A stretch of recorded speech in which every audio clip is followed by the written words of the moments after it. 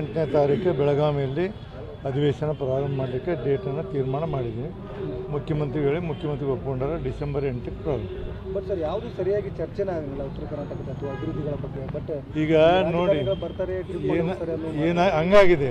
ನಾನು ಎಷ್ಟೋ ಸರಿ ನೀವು ಹೇಳೋದನ್ನು ಹೇಳಿದ್ದೀನಿ, ಯಾರಿಗೂ ಸೀರಿಯಸ್ನೆಸ್ ಇಲ್ಲ. ಉತ್ತರ ಕರ್ನಾಟಕ ಬರ್ತಾ ನಾವು ಪ್ರತಿ ಬುಧವಾರ ಗುರುವಾರ 2 ದಿವಸ ಉತ್ತರ ಕನ್ನಡ ಸಮಸ್ಯೆಗಳ ಬಗ್ಗೆ ಫಿಕ್ಸ್ ಮಾಡಿರ್ತೀನಿ. ಅದನ್ನು ಬಿಟ್ಟು ಮಾತಾಡ್ತಾರೆ. ಆ ಕಡೆಯವ್ರು ಮಾತಾಡ್ತಾರೆ, ಈ ಕಡೆಯವ್ರು ಮಾತಾಡೋದಿಲ್ಲ. ನಿಮಗೆ ಹೇಳ್ತೀನಿ, ದಕ್ಷಿಣ ಕರ್ನಾಟಕದವರು ಬೇರೆ ಮಾತಾಡ್ತಾರೆ ಉತ್ತರ ಸಮಸ್ಯೆ, ಬಟ್ ಇವರೇ ಮಾತಾಡೋದಿಲ್ಲ. ಏನು ಮಾಡ್ಬೇಕು ಇದಕ್ಕೆಲ್ಲ? ಈಗ ನಾನು ಆಗಲೇ ಒಂದು ಇದನ್ನು ಮಾಡಿದ್ದೀನಿ, ಒಂದು ಸರ್ಕ್ಯುಲರ್ ಕಳ್ಸೋಕೆ ನಮ್ಮ PS ಡ್ರಾಪ್ ಮಾಡಿದ್ದೀನಿ. 2 ದಿವಸ ಕಳಿಸ್ತೀನಿ. ಬೆಳಗಾವಿ ಅಧಿವೇಶನ ನಾನು ಈಗ 30ನೇ ತಾರೀಕು 31ಕ್ಕೆ ಮೀಟಿಂಗ್ ಇಟ್ಕೊಂಡಿದ್ವಿ. ಆ DC ಯಲ್ಲಿ ಹೋಗ್ತಾರಂತ, ಅದಕ್ಕೆ ಡೇಟ್ ನೆಕ್ಸ್ಟ್ ಹೇಳ್ತೀನಿ ಮಾಡಿ. ಈ ಸರಿ ಆ ಥರ ಆಗಲಂಗೆ ನೋಡ್ಕೊಳ್ತೀನಿ ಅನ್ನೋದು ನಾನು ಸಂಪೂರ್ಣ ನಿಮ್ಮ ಭರವಸೆಯನ್ನು ಕೊಡ್ತೀನಿ.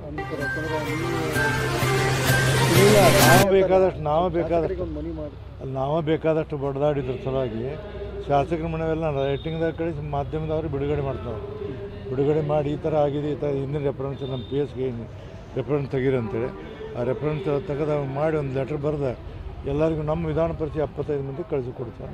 ಸ್ಥಳೀಯ ನಾಯಕರಿಗೆ ಇಲ್ಲಿ ಅಭಿವೃದ್ಧಿ ಬಗ್ಗೆ ಆಸಕ್ತಿ ಇಲ್ಲೋ ಅಥವಾ ಹೆಂಗೆ ಏನಂತ ನಾ ಹೇಳೋದು ಏನಾಗತ್ತೆ ಅಂದ್ರೆ, ನಾ ಹೇಳಿ ನಿಮ್ಗೆ ಭಾಳ ಸರಿ ಹೇಳೀನಿ.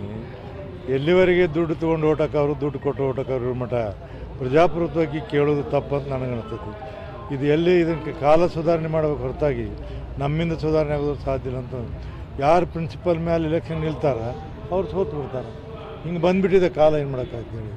ಕ್ವಶನ್ ಮಾಡೋದಕ್ಕೂ ಅದಕ್ಕೆ ಡಿಫ್ರೆನ್ಸ್. ಗೆದ್ದು ಹೋದವರು ಕೆಲವೊಂದು ಮಾತು ಅಲ್ರಿ, ಎದಕ್ಕೆ ನಾವು ಆರಾಮದೀವಿ, ನಮ್ಗೆ ಎದಕ್ಕೆ ಬೇಕಂತಾರೆ ಅವರು. ಈಗ ನಮ್ಮಲ್ಲಿ ಎಷ್ಟೋ ಸರಿ ಕ್ವಶನ್ ಕೇಳಿದವರು 1 ನಿಮಿಷದಿಂದ ಓಡಿ ಹೋಗ್ಬಿಡ್ತಾರೆ. ಅದಕ್ಕೆ ನಾವು ಏನು ಮಾಡೋದು ಎಲ್ಲ ಅಂಥವ್ರು ನೋಡಿ ಮಾರ್ಕ್ ಮಾಡಿ ಕೊನೆಗೆ ಕೇಳಿಸಾಕತ್ತೀವಿ ಲಾಸ್ಟಿಗೆ. ಎಲ್ಲ ಗುದ್ದಾಡ್ತೀರಿ. ಎಲ್ಲ ಏನಂದ್ರೆ ಈ ಭಾಳ ಕಟ್ಟದ ಕೆಲಸ ಇದೆ. ನವೆಂಬರ್ ಕ್ರಾಂತಿ ಅಂತ ಹೇಳ್ತಾ ಇದ್ದಾರೆ.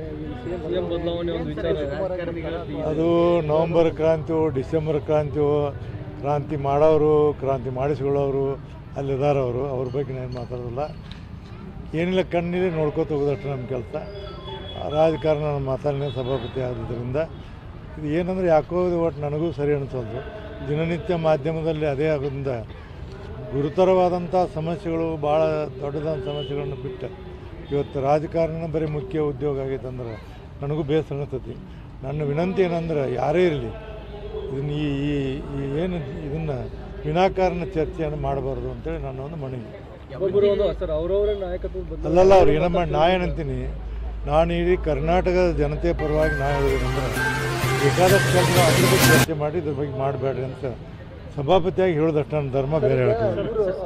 ಪ್ರತಾಪ್ ಸಿಂಹ ಮತ್ತು ಪ್ರದೀಪ್ ಈಶ್ವರ್ ತಂದೆ ತಾಯಿ